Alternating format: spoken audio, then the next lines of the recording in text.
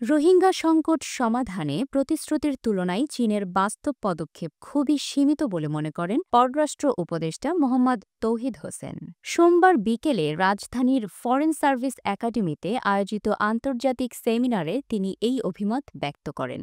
The Rohingya in Bangladesh in search of a sustainable future শীর্ষক এই সেমিনারে তৌহিদ হোসেন বলেন, চীন শুরু থেকেই রোহিঙ্গা সংকট সমাধানের প্রতিশ্রুতি দিয়ে আসছে, তবে বাস্তবে তাদের কার্যকর উদ্যোগের অভাব রয়েছে। মিয়ানমারের সঙ্গে চীনের গভীর স্বার্থ জড়িত। সম্প্রতি চীন সফরে দেশটির পররাষ্ট্রমন্ত্রী জানিয়েছেন, তারা সংকট সমাধানে চেষ্টা করবেন, তবে কার্যকর পদক্ষেপ এখনও দেখা যাচ্ছে না। তিনি আরও বলেন, মিয়ানমার বলতে বাংলাদেশ মূলত রাখাইন অঞ্চলকেই বোঝে, কারণ সীমান্তের বেশিরভাগই রাখাইনের সঙ্গে যুক্ত।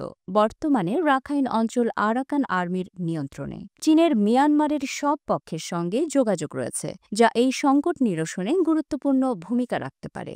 বাংলাদেশ চীনকে অনুরোধ করেছে যাতে তারা আলোচনার মাধ্যমে মিয়ানমারের অভ্যন্তরীণ সমস্যা সমাধানে সহায়তা করে। শান্তিপূর্ণ মিয়ানমার শুধু বাংলাদেশের জন্য নয়, চীনের জন্য গুরুত্বপূর্ণ। রোহিঙ্গা সংকটের টেকসই সমাধান প্রসঙ্গে পররাষ্ট্র উপদেষ্টা বলেন, রোহিঙ্গা সংকটের একমাত্র সমাধান হচ্ছে তাদের স্বদেশে প্রত্যাবাসন।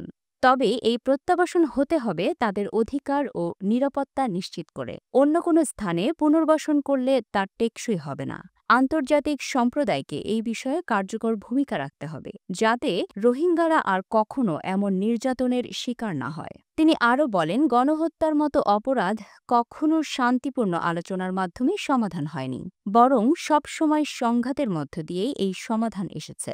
রোহিঙ্গা সংকটের শুরুর দিক থেকেই আমি বলে আসছি, এর সমাধান শান্তিপূর্ণ আলোচনার মাধ্যমে সম্ভব নয়।